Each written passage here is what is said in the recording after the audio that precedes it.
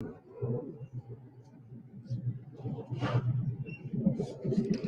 everyone, Eric Hurst here, coming to you from the road. I am in Rifle, Colorado, just arrived here a day or two ago, and today I'm going to get a little work done and a bit of a rest day. And it's really hot here, but despite the heat, I'm still sipping my coffee, and I hope you are too. In fact, let's begin with our commune with coffee in the spirit of climbing and training and everything in between. Now, because I'm coming to you from the road here in a public setting, it's noisy. There's trucks going by. I have a Starbucks drive-through behind me. Somebody trying to start their car engine over here. I got Jay Beast over here catching up on his college Zooming. And maybe later today we'll find a hot spring nearby and enjoy our rest day and see if I can get this old body up some more rifle routes. You know, if you've not climbed at Rifle, Colorado, it's a very unique area, a historic area for sure. One of the early hard sport areas in the United States. Climbing there is an acquired taste for sure. It's not straightforward. There's a lot of trickery. The rock is polished and slippery. The crux sequences are cryptic. Makes it a very challenging place to on-site. I think there's only been, last I heard, one 514 on-site at Rifle, which is unbelievable.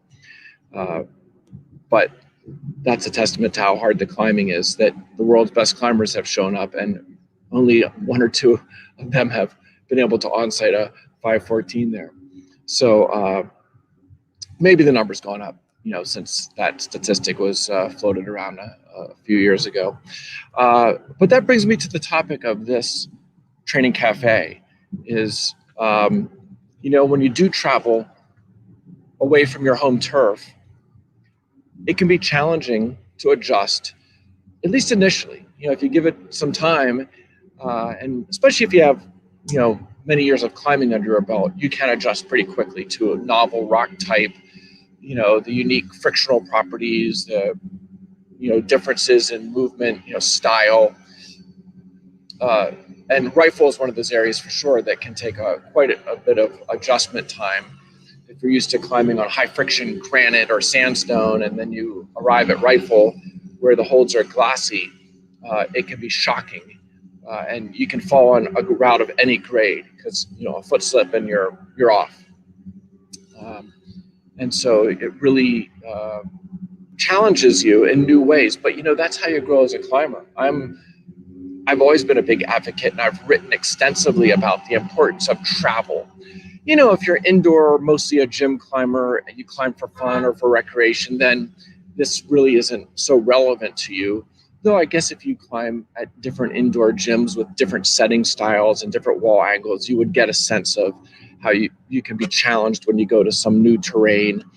But yet that challenge, if you accept it and embrace it, does make you a better climber. It opens your mind to new movement, to new challenges. But outside, for sure, because our playing field outside is infinite.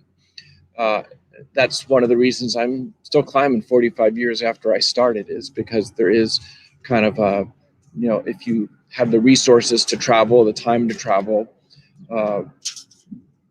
we have an infinite playing field to explore and to, travel and enjoy moving over stone in different environments, hot, dry, Western Colorado environments, or, maybe, damp, cool New England environments. And, around the world, of course, there's a myriad of options. And, at various points in your life, I've had points in my life where I have been too busy, small kids at home, working a couple of jobs, trying to make ends meet. And I wasn't able to travel for years. Sometimes I had to stay to my home crags and my home training wall and make the best of what I could do. And then there's other periods of your life, maybe you have a summer off from college, or you're between jobs and you can, go on the road and dirt bag for a while, then you can explore and, spend more time on the road. And for me, now being pretty much an empty nester, kids out of the house in college, able to travel a bit more with my wife or meet my kid on the road for a short time. And so even if you're not in a place right now where you can travel and enjoy the diverse climbing available here in the United States or in Europe or elsewhere, there will be a time in your life that you can, if you plan for it and try to develop a strategy for it and save for it, as I did for many years. I sacrificed a lot of things at home to kind of live in a way that, very frugally for sure, and, saving up for road trips, so in any case, let's get back to the main topic here, and then I'll get to a few of your questions. And we are in a challenging situation because I don't know how the Wi-Fi is here at this Starbucks in Rifle, Colorado. And I got all this noise. So I'm going to try to keep this one short and sweet today, and we can rendezvous again in a couple of weeks. And hopefully I'll have a quieter environment to present a training cafe. But in any case, I think the important thing when you do arrive at a new area is just don't pick a project and get to work. I think that would be a big mistake, because if it is a new rock type, if it is an area or in some way foreign to you, it benefits you to dial things back several number grades. My one son, John, who's with me right now, he's climbed as hard as 514C and could walk into pretty much any climbing area in the country, and with a little work, climb 514. But, Rifle is unique. Like I had said earlier, only one person that I know of has on-sighted a 514 at Rifle. So it's not your standard climbing area when it comes to pushing your limits. It takes a lot more effort to do so.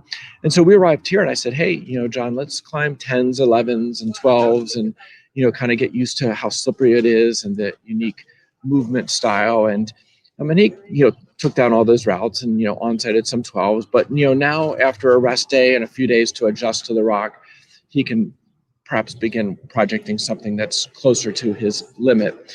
And of course, something that's unique here is, we're sea level climbers. Where we just came from a few days ago is at 300 feet above sea level. And now all of a sudden up in Rifle Canyon at 6,000, 6,500, maybe 7,000. I'm not exactly sure, but it's way above sea level. And so we need time to make red blood cells. So our oxidative capacity is much lower because of us having traveled just in the last few days from sea level to 6,000 or 7,000 feet. And that is a very significant limitation, because your oxidative system carries you on submaximal climbing, and then you only go anaerobic on the harder moves and on the correct sequences. At least that's how it is when you're at your elevation that you're acclimated to. But when you travel to a higher elevation, I think you would have to go 3,000, 4,000, 5,000 feet above where your normal training or living elevation is to really feel a significant difference. But when you do, because of the lack of red blood cells, initially, your aerobic capacity is limited and you go anaerobic more quickly. So maybe ordinarily I wouldn't go anaerobic until I hit 512 kind of moves. Well, I'm here at Rifle, at least in my early days, maybe going anaerobic on 511 moves. And so that means the pump sets in quicker, fatigue, you start breathing heavily more quickly, and you more likely, fail at a much lower grade or climbing intensity than you are accustomed to at your home elevation. Now, you do acclimate, your body does make red blood cells. If you have some iron in your diet and you're eating enough calories and protein, your body is good at adjusting at these things. And if you're doing everything right nutritionally and sleeping a lot at that higher elevation, probably 1 day per 1,000 feet. So if you have to adjust to a 5,000 foot increase in elevation, then 5 days should get you the red blood cell increase to kind of even the playing field and get you back to feeling how you should feel or used to feeling at your normal elevation. If you are naturally anemic, which I am, which means you're playing with not quite a full deck to start with, or if you are nutritionally not dialed in and are maybe not getting enough iron in your diet, which could be the case for a lot of climbers who tend towards more plant-based diets, then you will be slower to make red blood cells, and it'll be a longer adjustment period. Maybe it takes 2 days per 1,000 feet. I don't know. I haven't studied the topic that in depth, but it is a very real factor. And there are some situations. I've driven from the East Coast to Wild Iris, and which the climbing at Wild Iris in Wyoming is at 9,000 feet. So I've gone from 0 to 9,000 feet in a 2-day drive, and then tried to climb, and it is brutal at first, especially on the very power endurance kind of routes there. So there are some extreme scenarios where you could really be limited just by the thinner air. And so that's something that many climbers might forget about when they're traveling. They just want to get to the new area and get to work and get climbing. But there are sometimes subtle factors that can make for very big differences. So in any case, give yourself time to adjust not only to the unique rock type and nature. I think climbing for mileage the first few days, sub-maximally, having fun, will do much better. Give yourself those first few days to get to the adjusted to the unique movement styles, and then dial things up to whatever higher level you want to go to on your road trip. So I guess let me answer a few questions and then wrap this one up earlier than I normally do because of the challenges. Hopefully you can hear me despite the situation here. Okay, let's look at some questions here. Connor, hung my project at Smith Rock yesterday. Any advice on a strategy to now send quickly? Well, hang, sometimes that can be very close to ascend, and sometimes that can be forever from ascend. Getting from hangs to ascend on a power endurance route could be a long way to go. On a Smith Rock technical route, could be pretty quick, and I think the key would be, those routes are more technical, nuanced, making sure you have everything dialed in so there's no uncertainty. I know, reflecting back when I'm climbing at an area like Smith, where a lot of the movements might be similar, and the hold's small, and the foot's very nuanced, botching one or two sequences, expending a lot more energy, getting through a technical sequence can be the difference. And so I would say I would get a few more rehearsal burns in on the route, and be sure, especially at the more difficult moves, that the feet, the feel of the move, kind of the hip positioning for the moves, and that is important information to call on when you're in the heat of the moment on a red point. And then finally, know where your shakeouts are and how to use them. Is it a shake that you can only stay at 30 seconds, or is it one you can camp at for a few minutes? And don't confuse the two, because they're two different types of rests. So in any case, hangs, you could be close. Maybe get another couple of beta burns in, and then it might be ready to go. Good luck, Connor. Greetings from Mexico. Hey, thanks for tuning in. Let's see here. Greg, headed to Boulder Canyon, Colorado in August. Any routes in the 512, 513 range you'd recommend? I don't know Boulder Canyon all that well. I mean, I've climbed there off and on over the years, but I can't give you a laundry list of routes to tick, so I apologize about that, Greg. But it's the Front Range of Colorado. There's a boatload of great routes, no doubt about that. You might also check out Clear Creek Canyon, which is also granite sport climbing.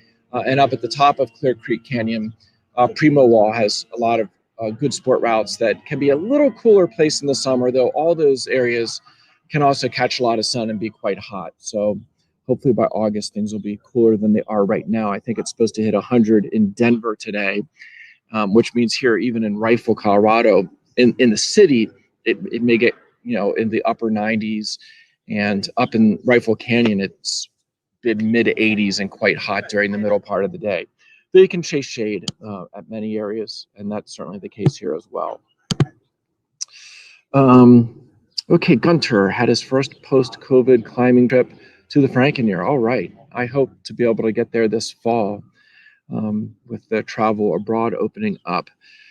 Gunter says he struggles a lot on steep terrain. What is the best training for increase power endurance? And the Frankenjura is a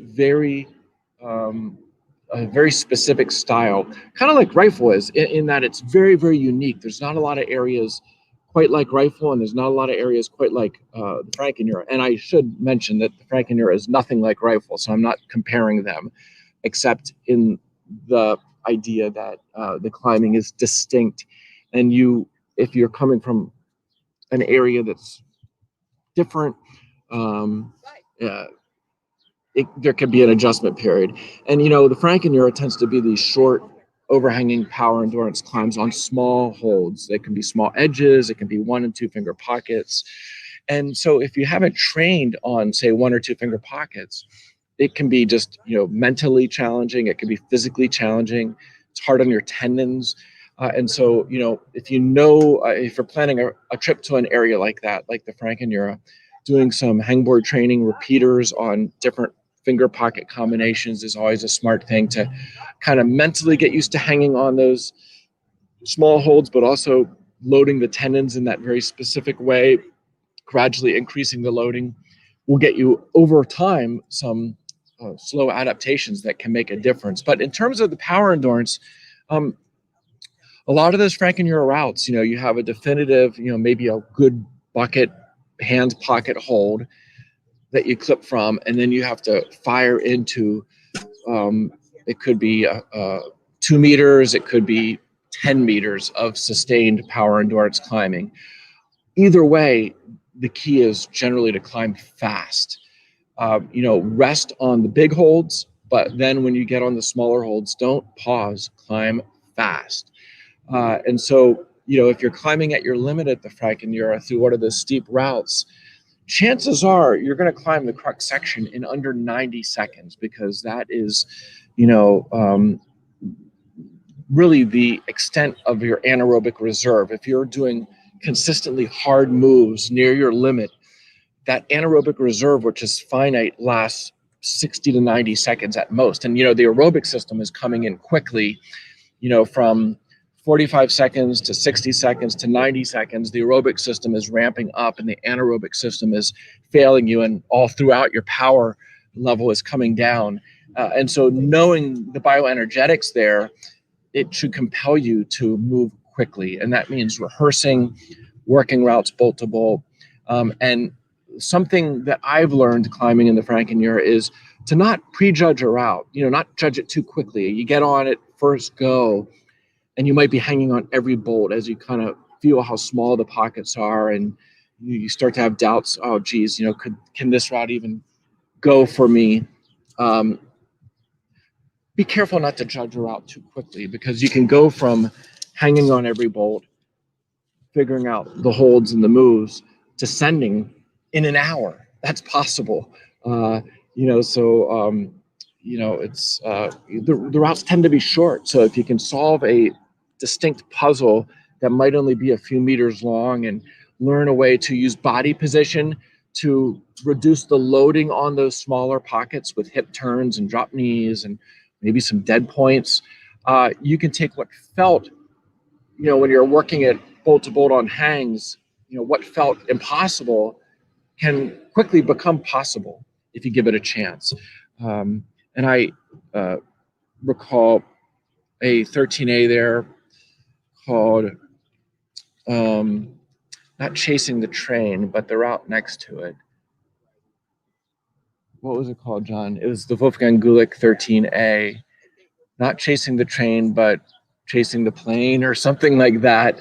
That I got on bolt to bolt and it felt, wow, this is hard. And then I second go the route, once I kind of figured out the nuance and how to move quickly through the correct sequence. So, don't prejudge at a route like the Frankenjura. Okay, a couple more questions and we'll wrap up this training cafe. Okay, what's the best fingerboard protocol? 7 times 3, 753 to do 1 time a week during on season. It depends, Marco. So you presented, I think what you meant is the 7-3 repeater protocol where you hang 7 seconds, rest 3, 7, 3, and you do that 6 times. So that's the classic repeater protocol. And then the 753 is a 7-second higher intensity hang followed by a 53-second rest. And you do that 3 times in a row. So 7 on, 53 off, 7 on, 53 off, 7 on, 53 off, and that's a set. That is with, high intensity with maybe some weight added to your body or on small holds. That is the 753 is a max strength protocol that I developed. Whereas the 7-3 repeater, where you do 6 of those in a row to make 1 set, then you rest a minute, and then you do another set of 6, and you do a bunch of sets like that. That's a strength endurance protocol. So if you're doing some other climbing during the week, where you're getting climbing endurance training, like on a rope or at a gym, well, then your 1 fingerboard protocol should be max strength. I would do the 753. Whereas if you're doing no route climbing at all during the week, but that's what you want to do outside on the weekend, well, then I think it's more important to do the repeaters, say on a Tuesday or a Wednesday, to get that strength endurance workout would be more important to keep your anaerobic system, the enzymes and the lactate transporters and such up during that week at, work or home, so you can climb your best outside on the weekends. So it really depends on what other training you're doing, what other climbing you're doing. But again, if you are able to climb in the gym a day or two during the week and get pumped, then that's more your endurance training. And so if you were to do 1 hangboard on top of that, I would do max strength midweek, as long as you have enough time, a couple of days to recover, the nervous system for your weekend warrioring, assuming that is, kind of how you're doing things. So hopefully that helps you out there a little bit. Okay, comment here. I love the Climbing Nugget podcasts. A lot of interesting history and discussions about core training. And what he's talking about is I did a long, 3-hour interview with Stephen Dimmitt of the new Nugget podcast. It's been around about a year. It's a really good podcast. If you're into podcasts, check it out because he has a great range of guests on there. And we did a 3-hour interview that he broke into 2 episodes. And, it kind of covered my 45 years as a climber. We went way back to my first days, my high school and college days, my multiple careers that I've had, both in and out of the climbing world. And even talked about my new venture, which is PhysiVantage Nutrition, which I launched about 3 years ago and is now taken the U.S. by storm. And I'm on my way to bringing the PhysiVantage product line to Europe and the rest of the world as well. We do ship internationally from our U.S. warehouse, but it's expensive with shipping and tariffs right now. And so my goal is to have the products warehoused and distributed out of, in the EU. And that should happen, knock on wood, if things continue to come together and COVID continues to get out of our, minds and, allow business to get back to normal and travel to get back to normal, And so we talk a bit about PhysiVantage and our product line and how potentially it can really be a difference maker for you in terms of, climbing performance, endurance, recovery, strength gains, and tendon and joint health. And so I guess I would tell you that if you aren't familiar with that, visit fizzyvantage.com and you can learn more about our growing line of nutritional products. And so, in any case, I'm glad you liked that interview, and kind of gave you a sense of the arc of my climbing career, which I'd like to think I'm not on the downward slide of the arc, but I am 57 and have physical challenges like all older athletes do, and physical limitations. Though, I'm still able to climb at a pretty high level as long as I take care of myself and do more things right than wrong. And my message is always to view climbing as a life sport.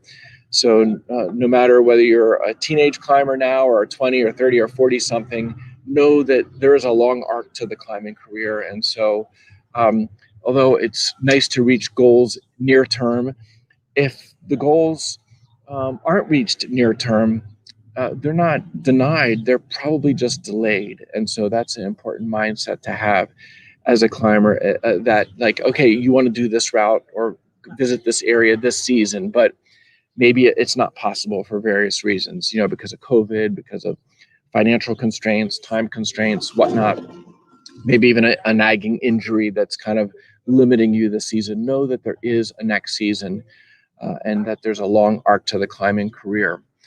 So with that, I guess I will wrap things up here. Final comment from Scott, says he loves Rifle. I've not been there in many years. I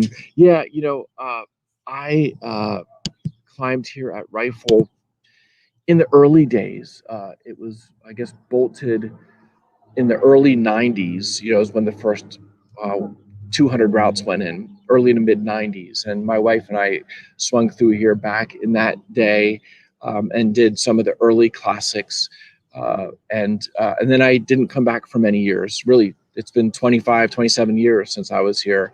With small kids, it wasn't the best area for them to climb at because it is tricky. And my goal with kid climbers was to take them to areas they could excel and have fun, and not be shut down by slappy, slippery, reachy moves, which is a lot of what rifle climbing is. I mean, once you dial it in with an adult-sized body, it's pretty brilliant climbing, but it's an acquired taste, like learning to drink beer or coffee the first time. If your first time at rifle might take a little while to get accustomed to it and to really come to enjoy it. And I'm sure there's been more than a few climbers that have come here once and not come back because they found it to be pretty brutal. But that is rifle climbing for you. And if you stick it out, it makes you a better climber, as does going to any area that you find unusually challenging. That means you found a weakness, a chink in your armor. And so you go to those areas. You won't climb at your limit, but you will become a better climber. And so that's kind of every time I visit an area like this. And, I haven't been here in so long that it might as well be my first visit again in terms of getting used to the slippery feet and the movement and how to read the moves. But I'm knowing it's sharpening my my skill set and my mind, and that'll help me later on this season. So, okay, well, I'm going to sign off here from Rifle, Colorado, and I'm not sure where I'll be 2 weeks from now, but hopefully I'll have an internet connection and we can meet once again. We sip with coffee in the spirit of climbing. Take care.